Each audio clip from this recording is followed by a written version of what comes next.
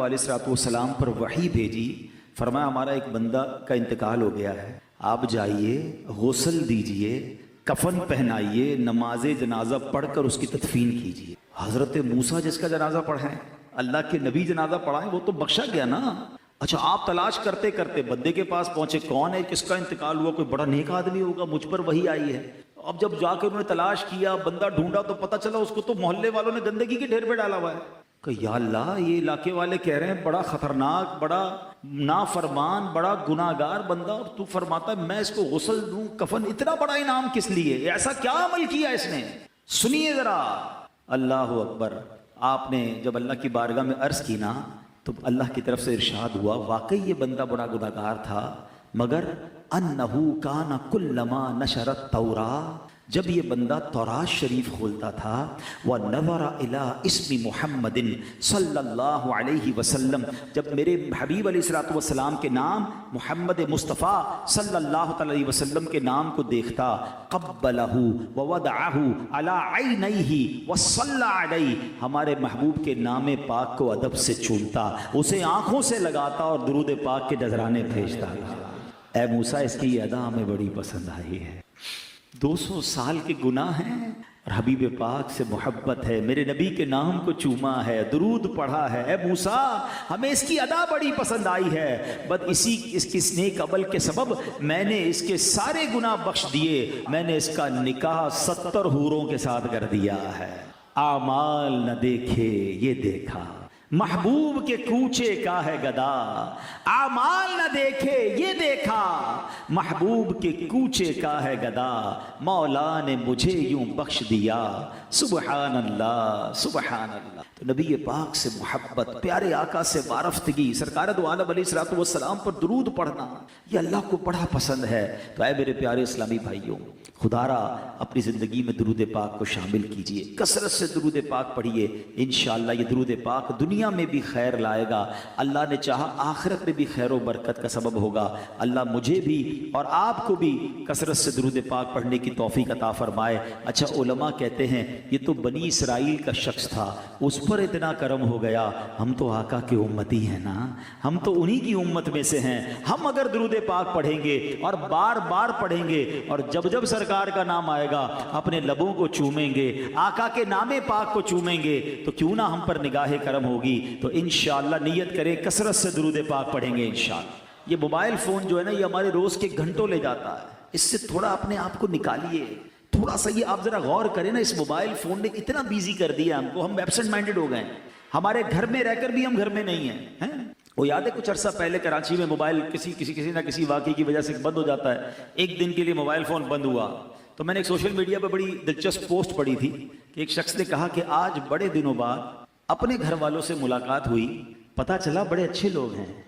क्योंकि घर में रहते भी हमारी मुलाकात तो नहीं है ना घर वालों से, बीवी अपने मोबाइल पर है, बच्चे अपने मोबाइल पर हैं, हम अपने मोबाइल, घर में हैं मगर घर में नहीं है। तो कब बड़े दिनों बाद मिला घर वालों से, बड़े अच्छी बातें करते हैं, बड़े अच्छे लोग हैं, टुडे आई नो दैट माशाल्लाह। तो अब ये हाल है हमारा कि हमें पता ही नहीं हमारे बच्चे कहाँ, हम कहाँ। तो थोड़ा सा मोबाइल, कोई टाइम ऐसा होना चाहिए कि जो हम, अब पता है दुनिया में बाकायदा इस फिनोमेना पे काम हो रहा है कि कई ऐसी जगह बनाई जा रही हैं। यानी एक होटल के बारे में मैंने पढ़ा, अमेरिका में गालिबन वो होटल है, कि उस होटल में बाकायदा आप जाएं तो अब तो हम तो उस होटल में जाना पसंद करते हैं जहाँ वाईफाई हो, वहाँ जैमर लगाए गए हैं कि कोई फोन काम नहीं करेगा, और वहाँ लिखा हुआ है हमारे रेस्टोरेंट में आना है तो हम हमारे साथ के सिर्फ खाना खाइए, मोबाइल नहीं चाहिए हमें, ताकि पता तो चले आपने खाया क्या है। हाँ, ये भी एक दिलचस्प बात है, अगर कभी देखें ना घर वाले हम दोपहर का खाना खाएं और फोन पे ही लगे हुए और खाना भी खा रहे हैं, तो घर वाले पूछते खाना कैसा लगा, पता नहीं कैसा था खाना, जायका तो आएगा जब ना जब आप खाना खाएंगे, हम तो फोन पे लगकर खाना खा रहे होते हैं, तो हमें टेस्ट तक पता नहीं चल रहा। अजीब अजीब बीमारियां हो रही हैं। मैं आपको एक और बात बताऊं, आप देखिए किस किस के अंगूठे में दर्द हो रहा है। जो अंगूठा है ना, कभी इसको मूव करके देखिएगा, जो बहुत ज्यादा मोबाइल का इस्तेमाल करेगा ना, उसके थंब में दर्द होना शुरू हो जाएगा। मैं एक साहब से मिला, उनके हाथ पे एक बड़ी अजीब किस्म की पट्टी बंधी हुई थी, तो मैंने कहा खैर तो है, क्या हुआ। अच्छा, उनका वाकई बहुत इस्तेमाल था मोबाइल का, बिजनेस पॉइंट ऑफ व्यू से ज्यादा इस्तेमाल था। तो उन्होंने कहा मेरे अंगूठे में इतना दर्द हुआ कि मेरी फिर ये पूरा हाथ में दर्द शुरू हो गया। तो मैंने डॉक्टर को दिखाया दुबई में, तो उसने कहा ये बहुत सारे मरीज आ रहे हैं जिनका बहुत ज्यादा मोबाइल का इस्तेमाल है, अंगूठे की एक रग होती है जो बहुत ज्यादा इस्तेमाल की वजह से खराब होने लग गई है, اچھا پھر اس نے بڑی بڑی عجیب بات بتائی جو میں نے سیکھی، اس لیے میں آپ سے یہ ذکر اس لیے چھیڑا میں نے، جو میرے لیے بڑی نئی بات تھی. اس نے کہا عبدالحبیب صاحب یہ بتائیں انگوٹھا کتنے کام کے لیے بنایا؟ اللہ پاک نے انگوٹھے کو کتنے زیادہ کاموں کے لیے بنایا ہے؟ اس نے بتایا انگوٹھا صرف گرپ کے لیے ہے. پوری دن اگر موبائل کو چھوڑ دیں باقی کیا کام ہے انگوٹھے کا؟ ہم کسی بھی چیز کو پکڑتے ہیں نا تو انگوٹھا اس کی گرپ کرتا ہے، اس کو پکڑتا ہے. یہ ہمارے انگوٹھے کا استعمال تھا، موبائل فون کے لیے تھوڑی بنا تھا. اب پورا دن ہزاروں میسج جو کر رہا ہے وہ انگوٹھا اتنے زیادہ استعمال کے لیے بنا ہی نہیں تھا. اس کو اتنا استعمال کر دیا کہ اس میں درد ہونا شروع ہوا، اس کی رگیں خراب ہونا شروع ہو گئی. اس کو ڈاکٹر نے یہ کہا کہ اب آپ انگوٹھے سے چیٹنگ نہیں کریں گے، آپ انگلیوں سے چیٹنگ کریں گے ورنہ انگوٹھا ہی خراب ہو جائے گا. تو یہ تو صرف انگوٹھے کی بات ہے، کئیوں کی آنکھیں خراب ہو رہی ہیں، کئیوں کے کان خراب ہو رہے ہیں. اتنا موبائل نہ کریں ایسا. موبائل ضرورت کے لیے ہو مگر موبائل زندگی بن جائے، یہ کس نے کہا تھا؟ تو اللہ کرے یہ بات سمجھ آ جائے. اور اس کی وجہ سے تلاوت کا ٹائم نہیں ہے، درود کا ٹائم نہیں ہے، نمازوں کا لوگوں کے پاس ٹائم نہیں ہے. تو خدا را درود پاک کی کثرت کیجئے، یہ دنیا میں بھی کام آئے گا، آخرت میں بھی کام آئے گا. دکھوں نے تم کو جو گھیرا ہو تو درود پڑھو، دکھوں نے تم کو جو گھیرا ہو تو درود پڑھو، جو حاضری کی تمنا ہو تو درود پڑھو. آئیے مل کر محبت کے ساتھ بآواز بلند درود پاک پڑھ لیں. صلو علی الحبیب صلی اللہ تعالی علی محمد صلی اللہ علیہ وسلم. انشاءاللہ عز و جل اب جب نبی پاک کے مبارک اس نے تورات میں پیارے آقا کے نام کو چوما نا، تو سنو نبی پاک کے نام کو جو چومتے ہیں نا یہ اللہ پاک کو کس طرح پسند ہے، اللہ کی رضا حاصل کرنے کا کیسا طریقہ ہے.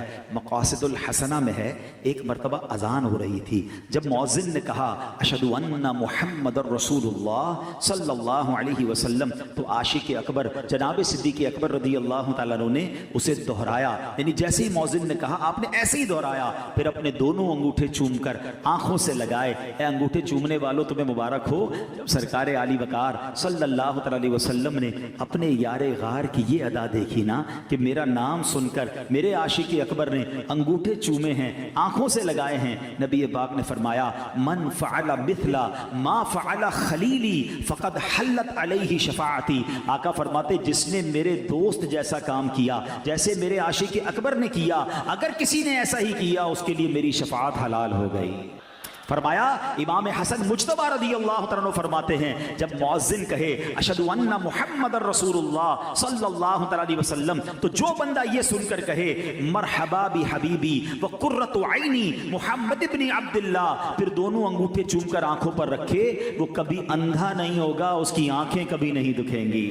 ہاں میرے آقا کا نام ہی ایسا ہے جو آنکھوں کو نور بخشتا ہے. شاعر کہتے ہیں نا آنکھوں کا تارا نام محمد، دل کا اجالا نام محمد، آنکھوں کا تارا نام محمد، دل کا اجالا نام محمد.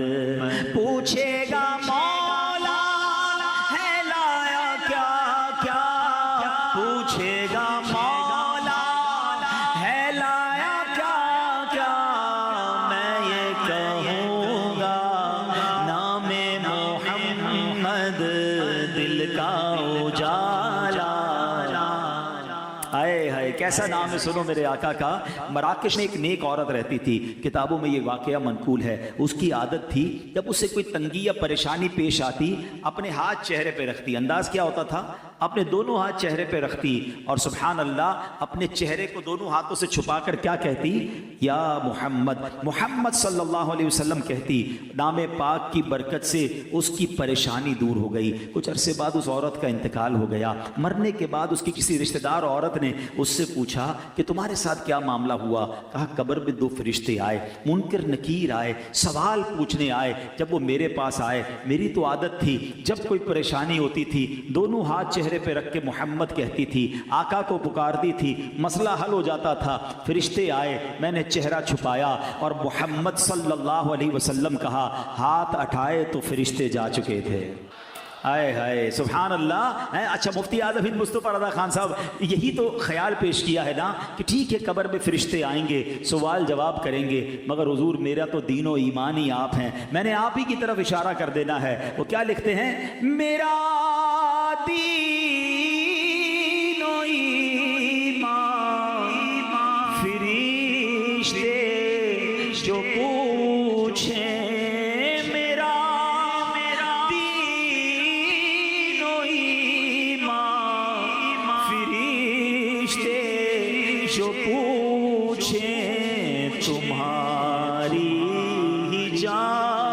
جانب اشارہ کروں میں تمہاری ہی جانب اشارہ کروں میں، تو انشاءاللہ نبی پاک سے محبت کرنے والوں کی قبر میں بھی خیر ہی ہونی ہے انشاءاللہ، قبر میں لہرائیں گے تا حشر چشم نور کے، جلوہ فرما ہوگی جب طلعت رسول اللہ کی۔ اچھا، نبی پاک علیہ السلام کی شان و عظمت یہ ہے، علماء بیٹھے ہیں، عرب زبان کا ایک دستور ہے، جس چیز کا شرف زیادہ، جس چیز کا مقام بلند، جس کا شرف اور بزرگی زیادہ ہوتی ہے، اس چیز کے نام بھی زیادہ ہوتے ہیں۔ خود مدینہ طیبہ کے کتابوں میں 100 کے قریب نام ملتے ہیں۔ ایک شہر ایسا ہے دنیا میں جس کے 100 سے زیادہ نام ہیں، یہ اس کا مقام اور مرتبہ بیان کرتے ہیں۔ سبحان اللہ، جناب رسول اللہ صلی اللہ علیہ وسلم کی شان یہ ہے کہ آپ کے نام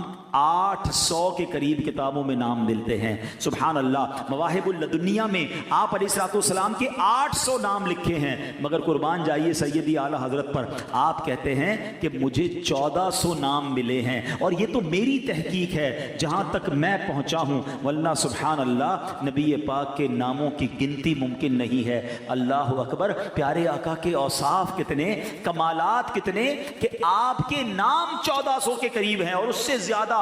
سبحان اللہ، جبھی تو شاعر کہتے ہیں نا، زندگیاں ختم ہوئیں اور قلم ٹوٹ گئے، آقا تیرے اوصاف کا ایک باب بھی پورا نہ ہوا۔ دلدار بڑے آئے، محبوب بڑے دیکھے، مگر جو دیکھے سبھی ان کے قدموں میں پڑے دیکھے۔ ارباب نظر کو کوئی ایسا نہ ملے گا، بندے تو بہت مل جائیں گے پر آقا نہ ملے گا۔ تاریخ اگر ڈھونڈے گی ثانی محمد، ثانی تو بڑی چیز ہے، سایہ نہ ملے گا۔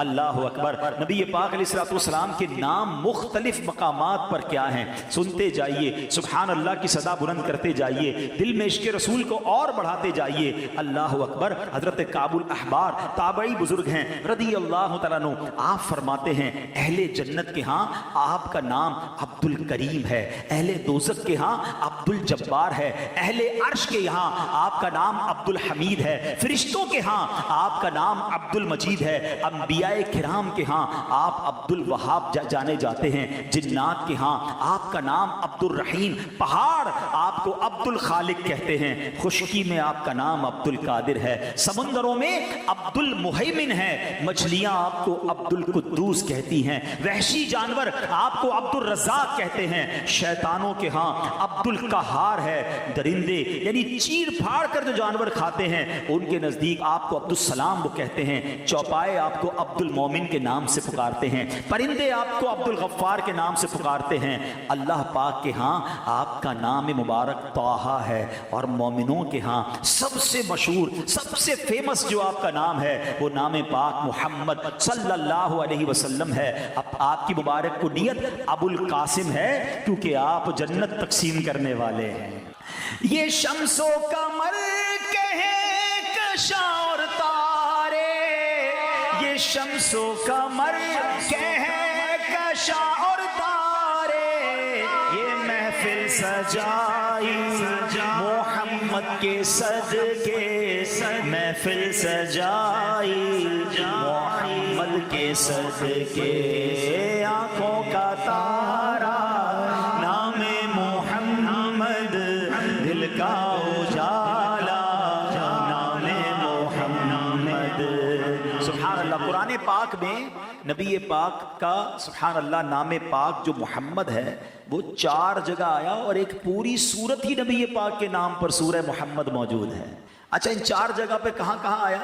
سورہ آل عمران 4 پارے میں آیت نمبر 144، پارہ نمبر 22 سورہ احزاب آیت نمبر 40 میں، پارہ نمبر 26 سورہ محمد آیت نمبر 2 میں، اور پارہ 26 سورہ فتح آیت نمبر 29 میں۔ ایک حصول برکت کے لیے آیت پڑھتا ہوں، اس سے انشاءاللہ ہمارا ایک عقیدہ بھی اور واضح ہو جائے گا۔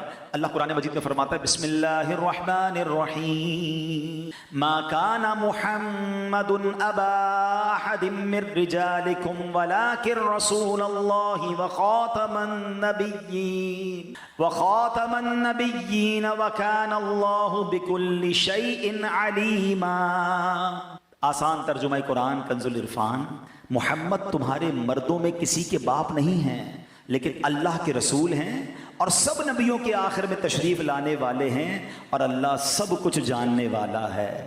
نبی پاک کا ذکر بھی ہے اس آیت میں، نام محمد کا بھی ذکر ہے اور خاتم النبیین ہے، اس کا اعلان بھی ہے۔ کتنا واضح اعلان ہے، سبحان اللہ۔ اور قربان جائیے امیر اہل سنت پر، بچے بچے کی زبان پر یہ نعرہ کتنا پیارا جاری کر دیا، محمد مصطفیٰ سب سے آخری نبی، احمد مجتبی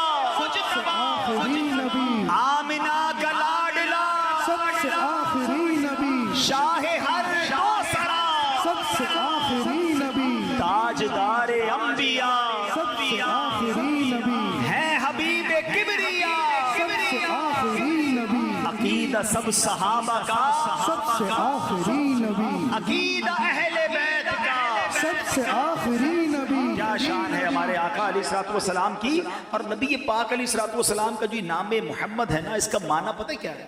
نام ہی کتنا کمال کا ہے۔ آپ کے نام کا معنی ہے الذی یحمد حمدا بعد حمد، یعنی وہ ذات جن کی بار بار تعریف کی جائے۔ سبحان اللہ، معلوم ہوا کہ سرکار دو عالم علیہ الصلوۃ والسلام وہ ہستی ہیں جن کی بار بار تعریف کی جاتی ہے، ہزار بار تعریف کی جاتی ہے۔ اور سنیں کب سے تعریف ہو رہی ہے؟ جب سے آپ کا نام پاک محمد رکھا گیا ہے۔ نارملی بچے پیدا ہوتے ہیں 7ویں دن نام رکھا جاتا ہے، اللہ نے یہ نام کب رکھا؟ دنیا بننے سے، مخلوقات کی پیدائش سے بھی ہزاروں سال پہلے یہ نام رکھا گیا۔ اس سے معلوم ہوا کہ جب زمین و آسمان، عرش و کرسی، لوح و قلم، جن و انسان، فرشتے بھی موجود نہیں تھے، اس وقت بھی محمد مصطفیٰ صلی اللہ علیہ وسلم کی تعریف کی جا رہی تھی۔ جب بھی یہ تعریف جاری تھی، اب بھی جاری ہے اور قیامت تک جاری رہے گی۔ بلکہ جب جنتی جنت میں چلے جائیں گے نا، تو وہاں بھی نبی پاک کی نعتیں جاری و ساری رہیں گی۔ جبھی تو اعلیٰ حضرت لکھتے ہیں نا، رہے گا یوں ہی ان کا چرچا رہے گا، رہے گا یوں ہی ان کا چرچا رہے گا، پڑے خاک ہو جائیں جل جانے والے، پڑے خاک ہو جانے۔ اچھا، نام محمد خود بھی ڈسکرائب کرتا ہے۔ عقیدہ ختم نبوت اتنا مضبوط ہمارا ہونا چاہیے کہ اگر پلپلی دیوار ہو تو اس میں کوئی پن داخل ہو جاتی ہے۔ ہم اپنے عقائد میں اتنے مضبوط ہو کہ کوئی وسوسے کی پن ڈالنا چاہے تو پن ٹیڑھی ہو جائے، دیوار میں داخل نہ ہو سکے۔ تو اتنا مضبوط عقیدہ رکھو۔ سنو دلائل تو علماء نے بڑے دیے، ذرا ایک لطیف نکتہ دیکھو۔ علماء کہتے ہیں کہ لفظ محمد حمد سے بنا ہے، ٹھیک ہے، اور حمد ہمیشہ آخر میں کی جاتی ہے۔ یعنی کھانا کھا لیتے ہیں تو کیا کہتے ہیں؟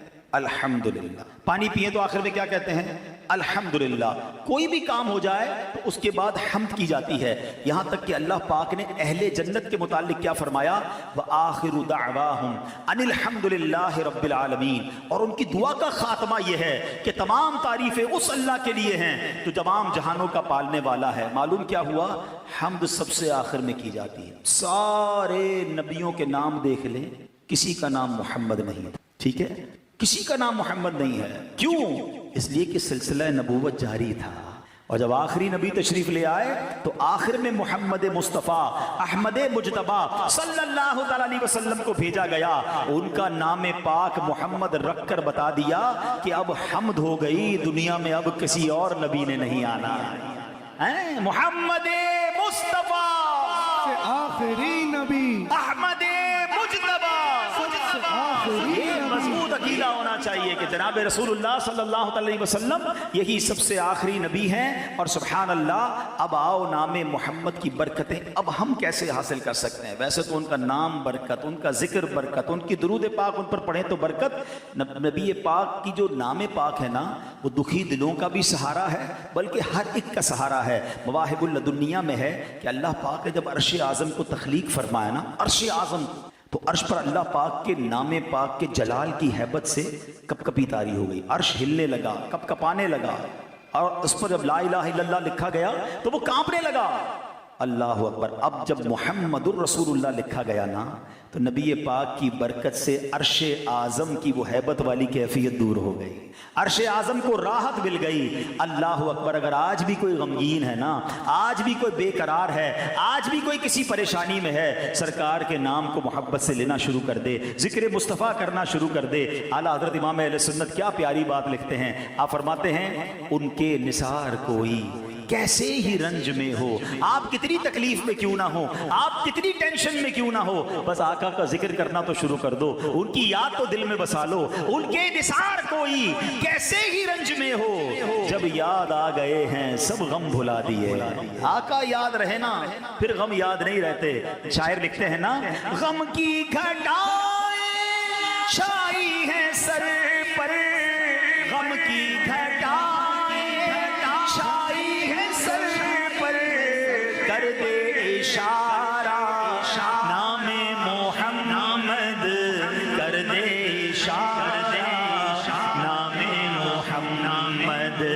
بیڑا تباہی میں آ گیا ہے, بیڑا تباہی میں آ گیا ہے, دے دے سہارا نام محمد, دے دے سہارا.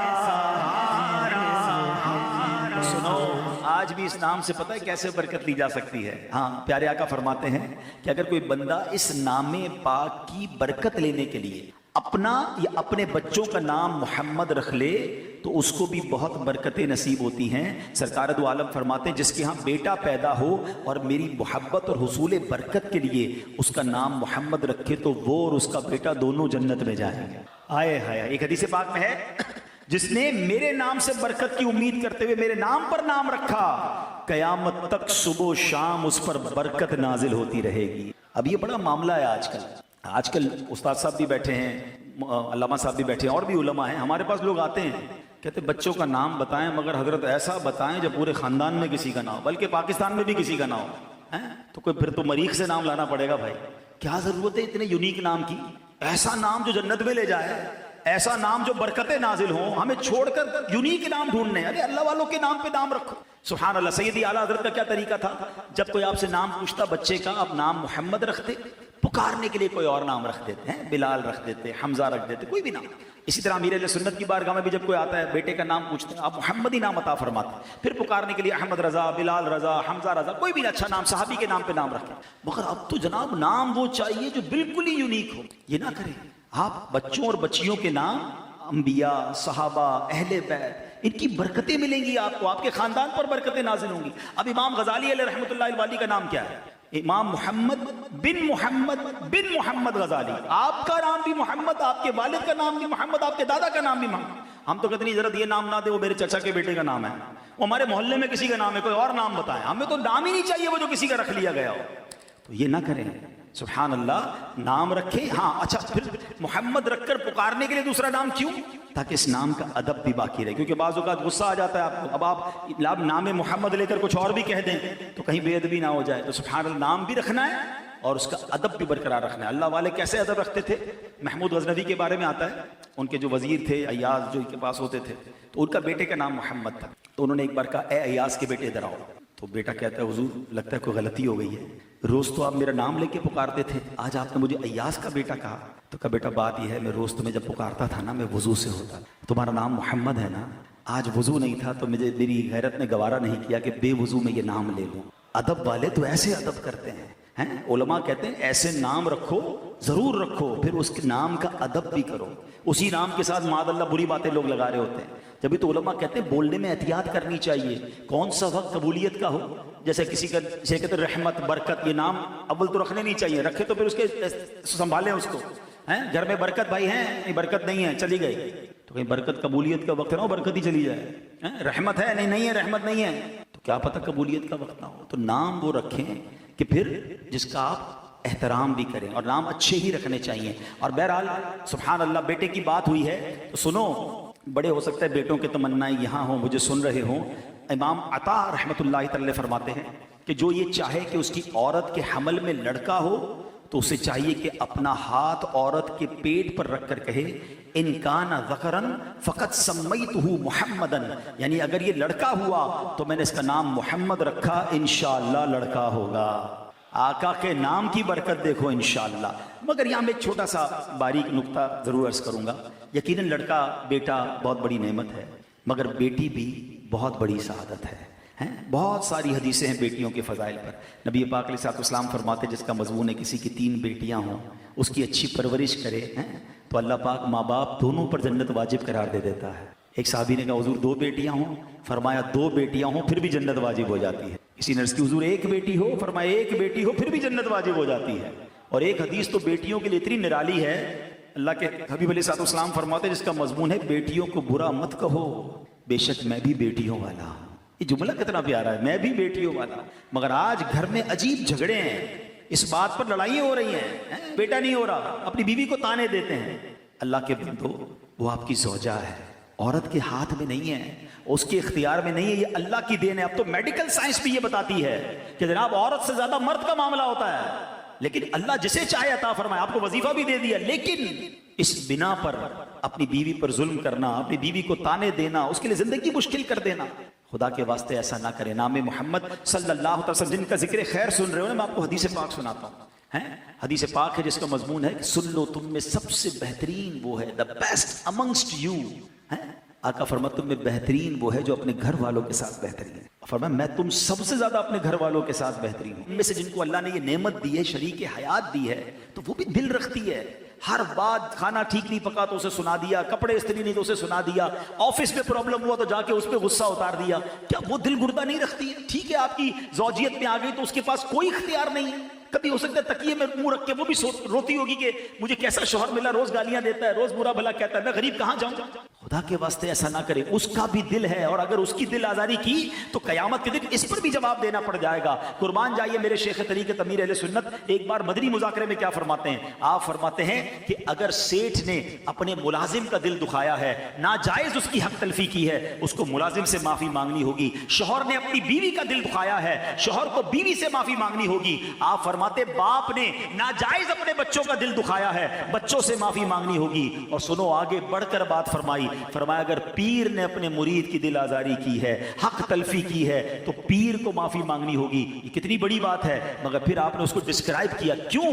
آپ فرماتے خود سرکار دو عالم علیہ الصلوۃ والسلام صحابہ کرام کے سامنے فرمایا کرتے کسی کا حق آتا ہے تو مجھ سے لے لے۔ یہ کیسی شاندار تربیت ہے۔ اور آج میں کہوں میں بیوی سے معافی مانگوں، ارے میں مرد ہوں، ارے تم مرد بھلے ہو مگر مسلمان پہلے ہو، کی ہے دل آزاری تو مانگنی پڑے گی معافی، ورنہ ایسا نہ ہو قیامت کے دن وہ مظلوم کھڑی ہو جائے۔ اے میرے پیارے اسلامی بھائیوں، اپنی زوجہ کی اہمیت سمجھنی ہونا۔ کبھی ایک دن ہم سب اصل بعض اوقات ہمیں لگتا ہے میں باہر جاتا ہوں، اتنا کماتا ہوں، اتنی محنت کرتا ہوں، یقیناً آپ کام کرتے ہیں، مگر وہ جو گھر میں کر رہی ہے نا وہ ہم نہیں کر سکتے۔ کبھی کر کے دیکھ لیں، ایک دن چھٹی والے دن کہے سارے گھر کے کام میں کروں گا، بچوں کو میں سنبھالوں گا، تو پنجابی میں کہتے ہیں نا لگ پتا جائے گا، بندہ کہے گا وہ باری ٹھیک تھا بھائی، جس کا کام اسی کو ساجے، ٹھیک ہے۔ اور میں نے اس کا مظاہرہ پتہ ہے کب دیکھا ہے؟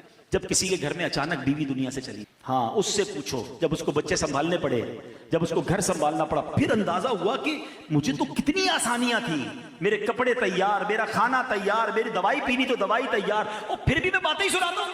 کبھی آپ نے سوچا؟ اچھا یہ میں بڑی عجیب بات کر رہا ہوں، ہو سکتا ہے کوئی کہ مولانا صاحب کو کیا ہو گیا، میں اسلام کی بات کر رہا ہوں۔ میں نے آپ کو آپ کے نبی کی حدیث سنائی ہے، سرکار دو عالم علیہ الصلوۃ والسلام سے سوال ہوا کہ آپ کے لیے سب سے پسندیدہ شخصیت کون سی ہے؟ حضور آپ سب سے زیادہ کس سے محبت فرماتے ہیں؟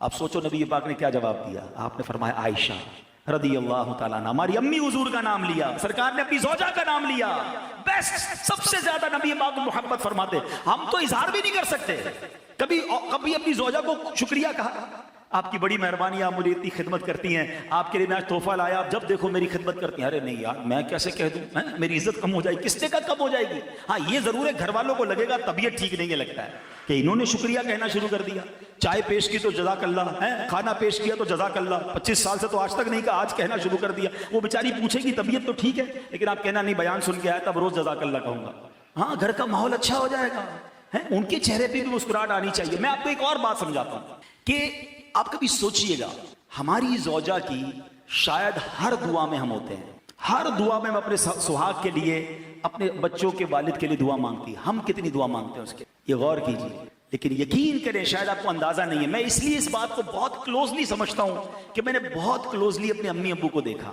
میری والدہ دنیا سے چلی گئیں، ابو دنیا میں تھے.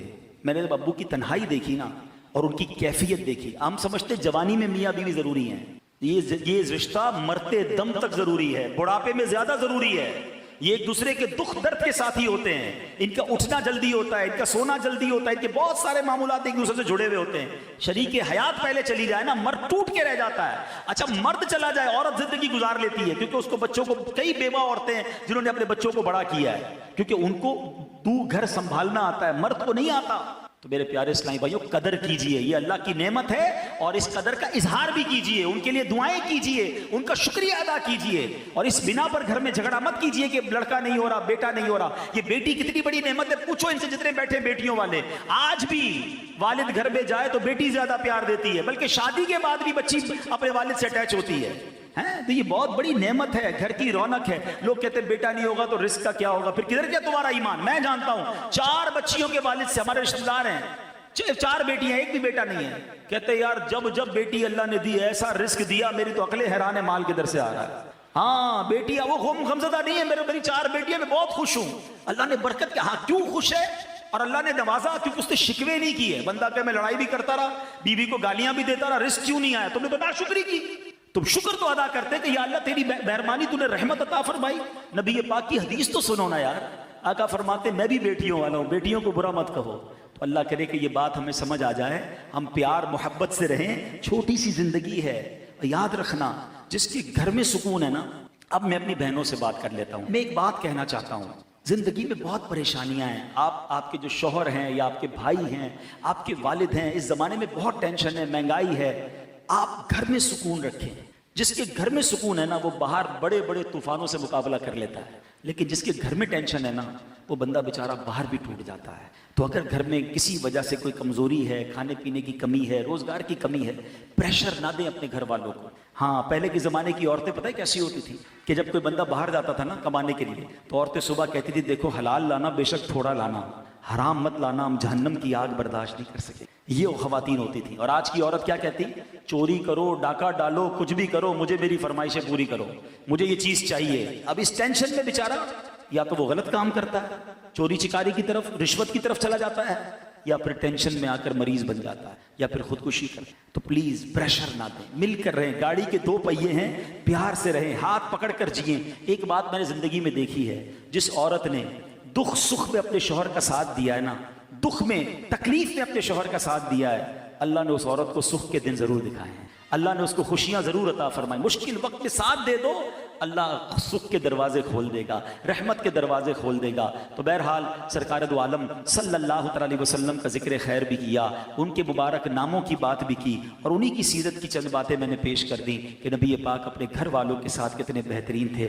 گھر کا سودا سلف بھی لے جاتے، گھر والوں کے ساتھ نرمی سے پیش آتے، حسنین کریمین کو کاندھوں پہ سواری کراتے. کیا ہم اپنی فیملی کے ساتھ ایسے ہیں؟ فیملی کے ساتھ فیملی ممبر بن کے رہیے. ہم بعض اوقات فیملی میں بھی افسر بن کے رہتے ہیں، باہر بھی افسر ہوتے ہیں نا تو گھر میں بھی افسر ہی چلا رہے ہوتے ہیں. گھر میں افسر بن کر نہیں، گھر میں جناب لیڈر بن کے نہیں، گھر میں آپ گھر کے فرد بن کر رہیے تو انشاءاللہ پوری فیملی خوشگوار زندگی گزارے گی. اور یہی ہمارا اسلام ہمیں سکھاتا ہے. بعض لوگ باہر والوں کے لیے بڑے بڑے مسکرا کر ملنے والے حسن اخلاق کے پیکر ہوتے ہیں اور گھر جاتے ہی منہ پھلا لیتے ہیں. نہیں، گھر والوں کا زیادہ حق ہے، اور اس میں بھی ماں باپ کا سب سے زیادہ حق ہے. ماں باپ کے ساتھ، بیوی بچوں کے ساتھ، بھائی بہنوں کے ساتھ. ہاں ایک اور پرابلم ہے، شادی ہو گئی اب بھائی بہنوں کو چھوڑ دیتے. نہیں، بھائی بہن بھی جڑے ہوئے ہونے چاہیے. ماں باپ چلے جائیں نا، بالخصوص میرا مشورہ ہے بھائی بہن ایک دوسرے سے جڑ جاؤ، یہی تمہارے ماں باپ کی روح چاہتی ہے. ورنہ بھائی بہن بکھر جاتے ہیں، ایک دوسرے سے ملتے نہیں ہیں، تھوڑی تھوڑی باتوں پر لڑائی، جائیداد کے معاملوں پر لڑائی نہ کریں. تھوڑا بہت اوپر نیچے کر کے جڑے رہو، یہی زندگی ہے. کچھ لوگ بڑے تو کہتے ہیں زوم میں ہوتے ہیں. میرے 5000 فرینڈز ہیں فیس بک پر، میں اتنے واٹس ایپ کے گروپ میں ہوں، سارا دن میں چیٹنگ کرتا ہوں، میرے بڑے چاہنے والے ہیں. سچ بتاؤں جس دن اسپتال کے بستر پر جاؤ گے نا، تمہارے اسپتال کے بستر کے آس پاس تمہارے گھر والے ہی نظر آئیں گے. کوئی واٹس ایپ کا، فیس फेसबुक का, सोशल मीडिया का फ्रेंड नहीं आएगा जिसके साथ तुम सारी जिंदगी चैटिंग करते रहे। यही घर वाले, यही खून काम आएगा तुम्हारी तकलीफ में। तो जो अपने हैं ना उनको जोड़ के रखना, इसको टूटने मत देना। ये तस्बीह के दाने होते हैं, ये बिखर गए ना फिर नहीं मिलेंगे। अपने भाई बहनों को, अपने फैमिली मेंबर्स को कभी थोड़ी कुर्बानी भी देनी पड़े ना। बहन ने कोई बात कह दी,